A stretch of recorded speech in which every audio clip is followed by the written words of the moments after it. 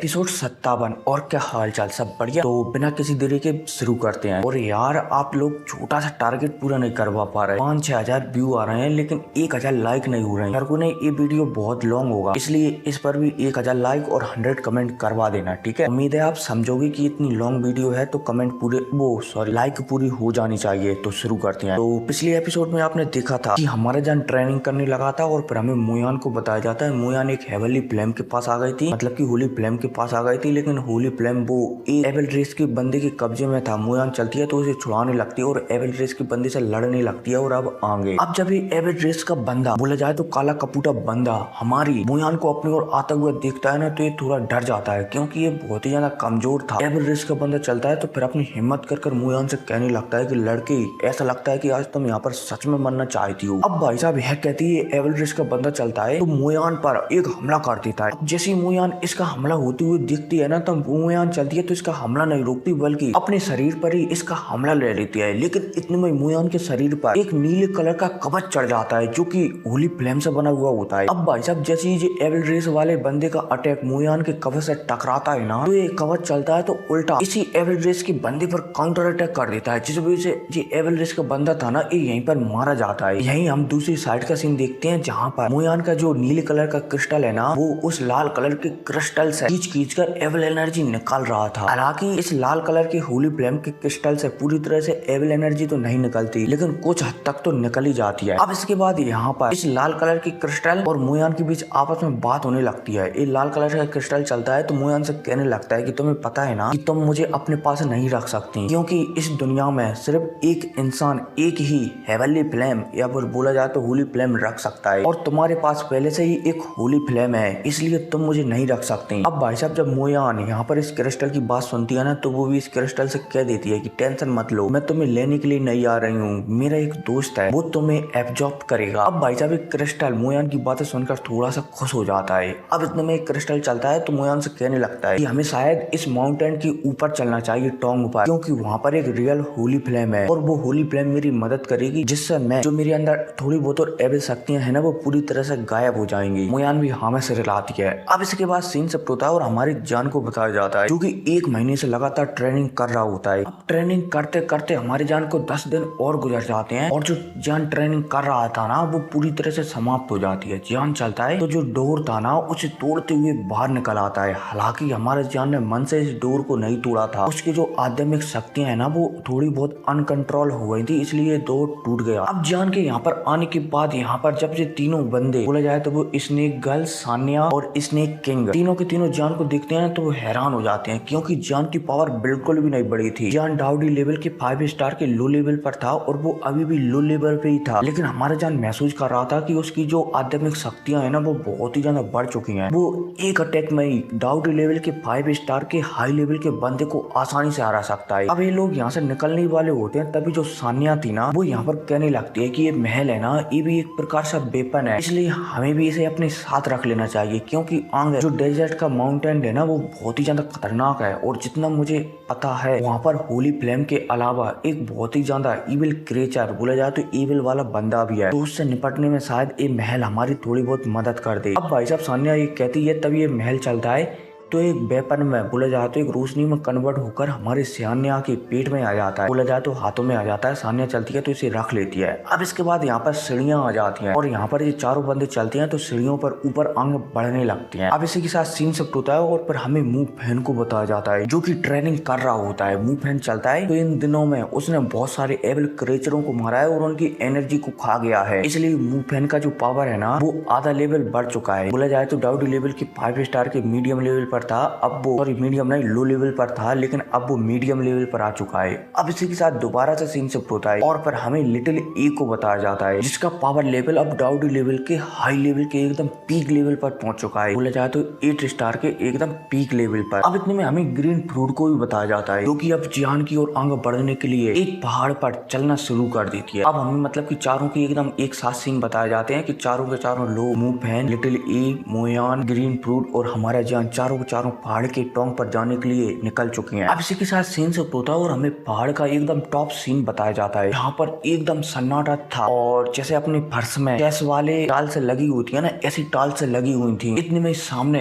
एक cold drink बोला जाए तो कढ़ाई रखी हुई थी, जो कि हमारे जान ने पहले ही देख ली थी एक पेंटिंग में। इस पेंटिंग की सहायता से हमारे जान ने उस गोली को कंट्रोल किया था ना, वैसी ही कढ़ाई यहाँ पर ओरिजिनल रखी हुई थी। अब सीख साथ सीन से होता है और हमारी जान को बताया जाता है, जो कि एकदम टॉप लेवल पर पहुंच चुका था। अब जैसे ही हमारी जान का ग्रुप यहाँ पर पहुंचता है ना, तो हमारे जान आस पास देखने लगता है और अपनी आध्यात्मिक शक्तियों को फैलाकर जांच पड़ताल करने लगता है कि क्या है, लेकिन हमारी जान को कुछ भी पता नहीं चलता। जान चलता है तो टॉप माउंटेन पर पहुंचने के बाद यहाँ पर अपना एक कदम आगे बढ़ाता है, तभी एक बहुत ही पावरफुल अटैक हमारी जान की ओर आगे बढ़ने लगता है। जान चलता है तो इस अटैक को अपनी आध्यात्मिक शक्तियों से अलग झपकती बीच में ही डिजोल्व कर देता है। इतने में हमें सानिया को बताया जाता है, जो कि यहाँ पर समझ जाती है कि यहाँ पर कोई ना कोई खतरा जरूर है। सानिया चलती है तो उसे अनुभव लग जाता है इस जगह का, क्योंकि इस जगह पर सानिया के फादर मारे गए थे, इसलिए कोई कनेक्शन के जरिए सानिया ने पता लगा लिया था कि यहाँ पर क्या चल रहा है। सानिया चलती है तो जान से कहने लगती है कि मैं ले चलती हूँ, तुम आगे चलो। अब इसके बाद यहाँ पर जान का ग्रुप चलता है तो सानिया के पीछे पीछे जाने लगता है। अब जैसे जैसे सानिया के पीछे जाता है ना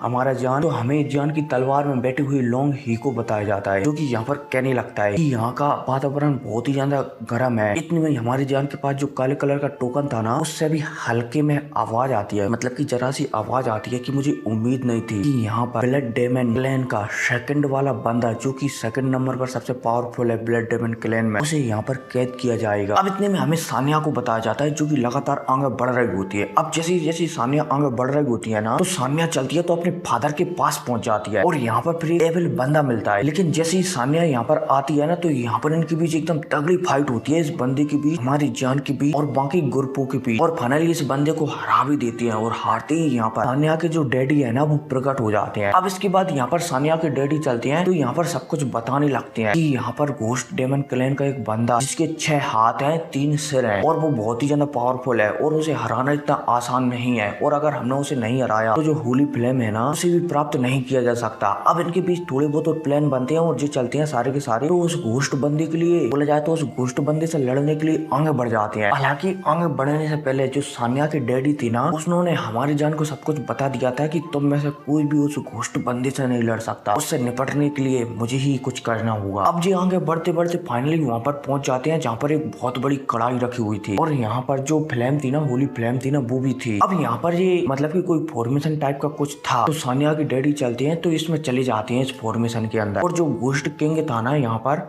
उससे लड़ने लगते हैं। सबसे पहले यहाँ पर जो सानिया की डैडी थी ना, वो होली फ्लेम को आजाद करवाते हैं, और जो होली फ्लेम है ना, उसने अभी फिलहाल के लिए कि इंसान का रूप ले लिया है। तो होली फ्लेम जैसी आजाद होती है ना, तो वो भी सानिया की डैडी का साथ देने लगती है। और यहाँ पर जो घोस्ट किंग था ना, ये ब्लड डेमन क्लैन से है, लेकिन अपन इसे घोस्ट किंग कह रहे हैं, ठीक है ना। घोस्ट किंग था ना, वो इन दोनों से लड़ने लगता है। अब इनके बीच एकदम तगड़ी फाइट होती है, लगे तेरी लगे तेरी लगे तेरी। हमारा जान चलता है तो इस फाइट को बाहर से देख रहा होता है। जान समझ जाता है कि शायद जो घोस्ट किंग है ना, जिसके 6 हाथ 3 सिर है, इसे शायद सानिया के डैडी और जो होली फ्लेम है ना, ये अकेले नहीं रोक पाएंगे। हमारा जान चलता है तो वो भी फैसला कर लेता है कि अब वो भी जो फॉर्मेशन बना हुआ है ना, इसके अंदर जाएगा और इस घोस्ट किंग से लड़ेगा। हमारा जान चलता है तो वो आगे बढ़ता है। अब जैसे हमारा जान आगे बढ़ता है ना, तो यहाँ पर सानिया चलती है तो वो मना कर देती है कि जान मैं भी तुम्हारे साथ चलूंगी। लेकिन यहाँ पर जो स्नेक किंग था ना, वो सानिया को रोक लेता है कि नहीं, तुम्हारा जाना वहाँ पर सही नहीं होगा। सानिया भी घोस्ट किंग और स्नेक किंग की बात समझ जाती है और यहाँ पर जान के पीछे नहीं जाती है। हमारा जान चलता है तो इस फॉर्मेशन में एंट्री ले लेता है। अब भाई साहब जैसे हमारा जान यहाँ पर आगे आता है ना, तो जो होली फ्लेम थी ना, वो हमारी जान से कहने लगती है कि लड़के तुम यहाँ पर किस लिए आ रहे हो, क्या तुम मरना चाहते हो।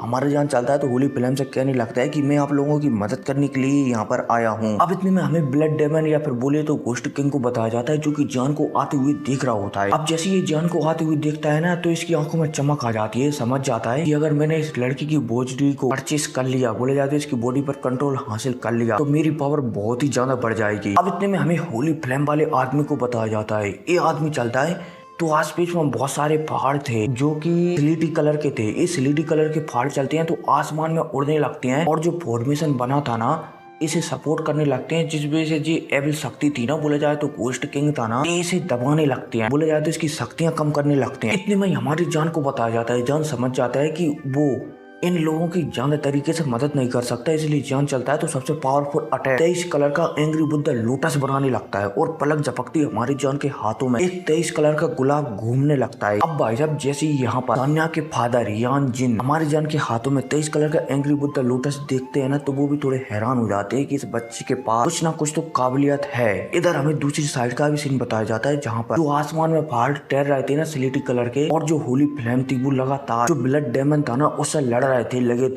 तेरी। अब इतने में हमारा जान चलता है तो अपनी 23 प्रकार के हेवनली फ्लेम को मिलाकर एंग्री बुद्धा लोटस बनाकर सामने जो ब्लड डेमन घोस्ट था ना उसकी ओर शूट कर देता है। अब जैसे ही ब्लड डेमन घोस्ट इस 23 प्रकार के कमल को अपने ओर आता हुआ देखता है ना, तो इसकी एनर्जी को महसूस कर वो थोड़ा सा गुस्सा हो जाता है। साथ ही साथ होली फ्लेम भी उससे लड़ रही थी ना, उससे भी गुस्सा हो जाता है। पर ये ब्लड डेमन चलता है तो पर्पल कलर की अपनी शक्तियों को निकालता है।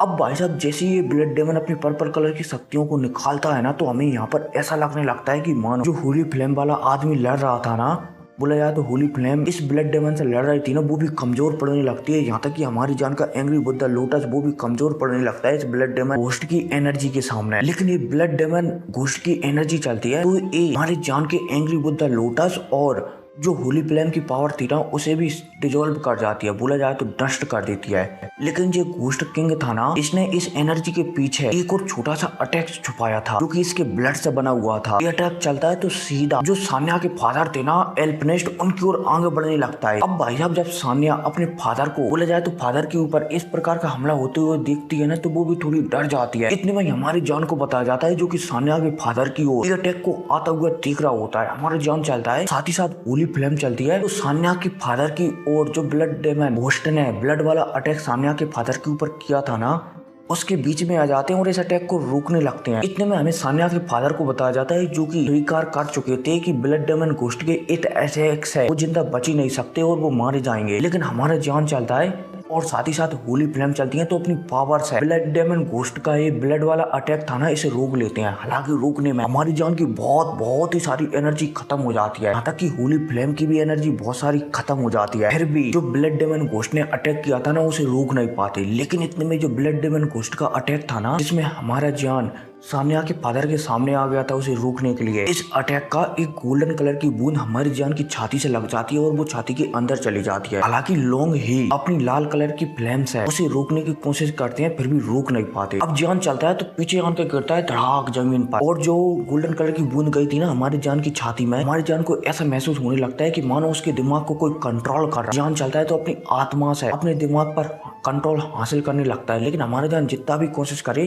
वो कंट्रोल नहीं पा रहा था। इतने में हमें इस घोस्ट किंग को बताया जाता है जो कि समझ जाता है कि अब शायद वो यहाँ पर नहीं जीत सकता और उसका जो भी उसे करना था ना वो हो चुका है। इसलिए अब घोस्ट किंग चलता है यहाँ पर, बोला जाए तो ब्लड डेमन घोस्ट किंग चलता है यहाँ पर, तो एक ब्लड की बूंद यहीं पर गिराता है और 9 to 11 मतलब कि यहाँ से भाग जाता है। हालांकि घोस्ट किंग चाहे तो यहाँ पर इस होली फ्लेम को भी खत्म कर सकता है और जो सान्या के फादर है ना उन्हें भी खत्म कर सकता है, लेकिन सान्या के फादर तो पहले ही मर चुके हैं। ये सिर्फ उनकी आत्मा का एक टुकड़ा है, इसलिए वो उन्हें खत्म कर भी क्या ही करेगा। इसलिए यहाँ पर घोस्ट किंग चलता है तो वो यहाँ से भाग जाता है। अब इतने में हमारी जान को बताया जाता है जो कि थोड़ा अधमरा सा होकर जमीन पर पड़ा हुआ था। इतने में यहाँ पर सान्या के फादर, सान्या और सभी लोग यहाँ पर आ जाते हैं और जान को देखने लगते हैं। सान्या के फादर चलते हैं तो अपनी एनर्जी को जान के अंदर डालने लगते हैं कि जान के अंदर क्या हुआ, जान की बॉडी में आखिर क्या चल रहा है। अब भाई साहब जैसे ही सान्या के फादर ये पता लगाते हैं कि जान की बॉडी में क्या चल रहा है तो वो थोड़े से उदास हो जाते हैं। सान्या चलती है तो रो कर अपने फादर से कहने लगते हैं कि फादर जान को क्या हुआ। इतने में हमारे जान चलता है तो वो भी होश में आ जाता है और एकदम तंदुरुस्त हो जाता है, लेकिन जान अपनी छाती पर कुछ महसूस कर रहा था। जान चलता है तो जो सान्या के फादर है ना एल्पनेस्ट, उनसे पूछने लगता है कि क्या हुआ। सान्या के फादर चलते हैं तो यहाँ पर हमारे जान को बताने लगा, तुम्हारा जो सीना है ना उसमें इस ब्लड डेमन घोस्ट ने एक गोल्डन ब्लड डाल दिया है जो कि एविल रेस का ही एक सबसे पावरफुल चीज है और जो धीरे धीरे कर तुम्हारी बॉडी पर कंट्रोल हासिल करने की कोशिश करेगा। हमारा जान जब सान्या के फादर की बात सुनता है ना तो वो हैरान हो जाता है। हमारे जान चलता है तो सान्या के फादर से पूछने लगता है कि मैं इससे कैसे छुटकारा पाने। के फादर चलते हैं तो मना कर देते हैं कि फिलहाल के लिए मुझे पता नहीं है कि तुम इससे कैसे छुटकारा पा सकते हो, लेकिन फिलहाल के लिए मैं तुम्हारे लिए एक चीज कर सकता हूँ। जो ब्लड डेमन घोस्ट की है ना तुम्हारे अंदर, तुम्हारी छाती में, इसे मैं कुछ समय के लिए सील कर सकता हूँ। इससे तुम्हें कुछ परेशानी नहीं होगी। लेकिन जान एक बात याद रखना, तुम इस ब्लड डेमन घोस्ट की को किसी किसी को बताना मत, वरना अगर 3000 वर्ल्ड में इस बात का पता चला तो सभी के सभी लोग तुम्हें घोस्ट किंग का ही मानेंगे और तुम्हारी जान के पीछे लग जाएंगे। हमारा जान भी सिर हिलाता है। अब इसके बाद यहाँ पर सान्या के फादर चलते हैं तो और भी बताने लगते हैं कि जान याद रखना कि तुम्हारे अंदर जो ब्लड ड्रैगन घोस्ट की है ना, इसे बाहर निकालने की कोशिश मत करना, वरना इससे तुम्हें प्रॉब्लम हो सकती है। और जब तक तो बिल्कुल भी मत करना जब तक कि तुम्हारा पावर 8 स्टार पर ना हो जाए और तुम्हारे पास कम से कम 2 हेवनली फ्लेम ना आ जाए, सॉरी होली फ्लेम ना आ जाए। हमारे जान भी सिर हिलाता है कि ठीक है। हालांकि हमारे जान यहाँ पर समझ जाता है कि जो सान्या के फादर है ना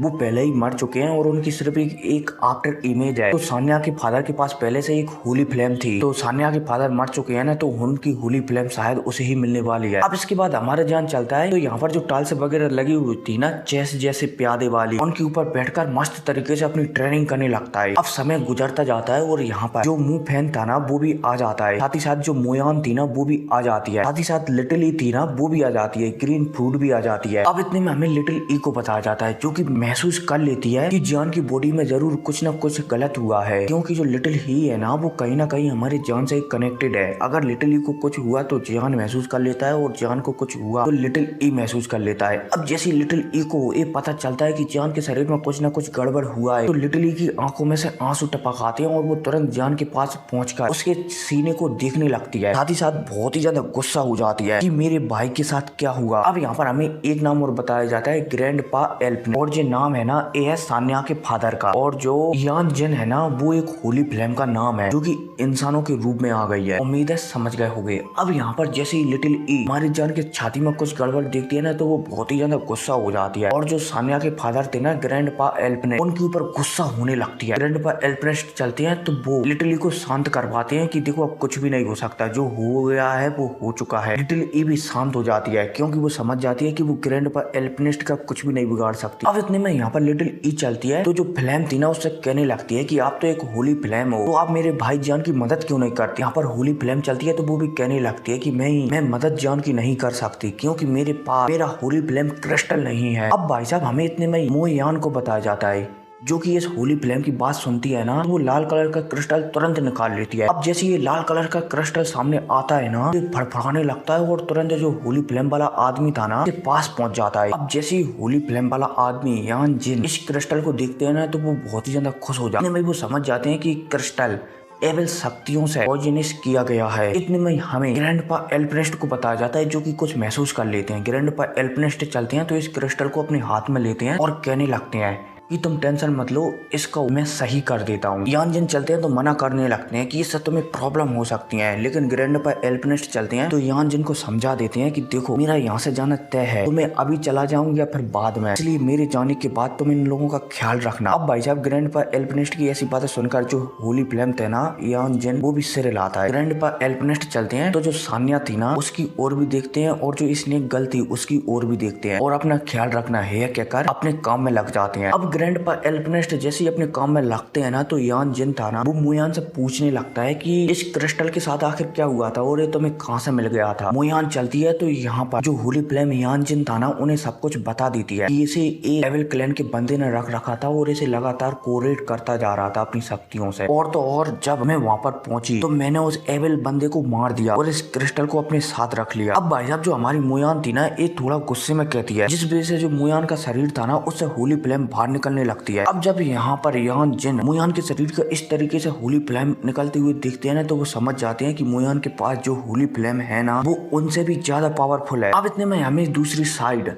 ग्रैंडपा एल्पनिस्ट को बताया जाता है जो कि जो टोकन था ना होली फ्लेम वाला क्रिस्टल उसे पूरी तरह से एविल शक्तियों से परे कर देते हैं, बोला जाए तो साफ कर देते हैं और इसे जियान को दे देते हैं और जियान से कहने लगते हैं कि अब जियान ये तुम पर निर्भर करता है कि तुम इसे एब्जॉर्ब कर सकते हो या फिर नहीं। इतने में हमारे जियान को बताया जाता है जो कि इस होली फ्लेम क्रिस्टल को ले लेता है। अब मैं चलो थोड़ा साइड की बात बता देता हूँ कि भाई ये होली फ्लेम क्रिस्टल है ना ये आप होली फ्लेम का एक बीज मान सकते हो। अगर हमारे जियान ने इसे अच्छी तरह से पचा लिया ना, बोला जाए तो अपने फ्लेम मंत्रा से मिला लिया ना तो हमारा जान इस होली फ्लेम का ओनर बन जाएगा। उम्मीद है आप लोग समझ गए होंगे। अब जैसे ग्रैंडपा एल्पिनिस्ट ये वाला क्रिस्टल हमारे जान को देते हैं ना, तो हमारा जान चलता है तो अपनी आध्यात्मिक शक्तियों के जरिए इसे एब्जॉर्ब करने लगता है, बोला जाए तो खाने लगता है। अब जैसे हमारा जान इसे खाने का ट्राई करता है ना, तो एक क्रिस्टल हमारी जान की आध्यात्मिक शक्तियों को भी खा जाता है और तो और ये हमारे जान के हाथों से छुटक कर नीचे भी गिर जाता है। अब इतने में इस क्रिस्टल से आवाज आती है, ये डाउटी लेवल के 5 स्टार वाला बंदा जो कि सिर्फ लो लेवल पर है और मुझे खाने की हिम्मत कर रहा है। ऐसा लगता है कि ये बंदा,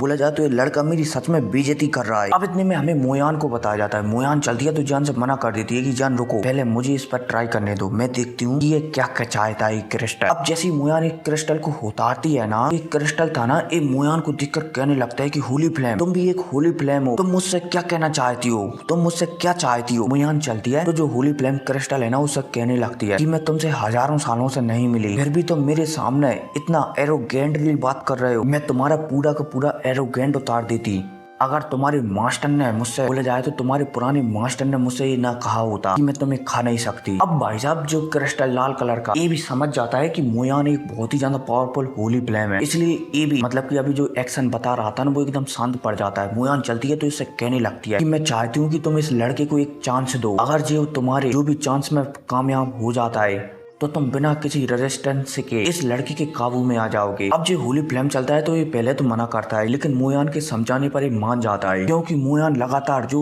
वो अपनी शरीर में हेवनली फ्लेम दबाई हुई ना, उसकी पावर लगातार रिलीज कर रही थी। इसलिए होली फ्लेम ये डरकर मान जाता है कि ठीक है, मैं जान को एक मौका दूंगा, अगर वो मुझे खा सकता है तो वो खा ले। अब इतने में एक क्रिस्टल चलता है तो जान के पास आ जाता है और जान से कहने लगता है, वैसे तुम्हारी औकात तो नहीं है मुझे पाने की, लेकिन इस लड़की के कहने पर मैं तुम्हें एक चांस दे रहा हूँ, मैं एक अगरबत्ती जलाऊंगा और कुछ लोगों को तुम्हें सुरक्षित रखना है, मैं उन लोगों पर हमला करूंगा। अगर अगरबत्ती के बुझने तक तुम उन लोगों को सुरक्षित रख लेते हो तो तुम जो भी बाजी है ना वो जीत जाओगे और फिर तुम मुझे अपने शरीर में बसा सकते हो। अब भाई साहब जब ये होली फ्लेम कहता है ना, तो जान हाँ में सिरे ला देता है। अब इसके बाद होली फ्लेम चलता है तो अपनी पहचान बताता है कि मुझे अकीरा फ्लेम कहा जाता है, बोला जाए तो अकीरा होली फ्लेम कहा जाता है और मैं होली फ्लेम रैंकिंग में 35वें नंबर पर आता हूँ। अब इसके बाद ये होली फ्लेम थोड़ी बहुत और जानकारी देता है, उसके बाद ये एक अलग स्पेस में पहुंच जाते हैं।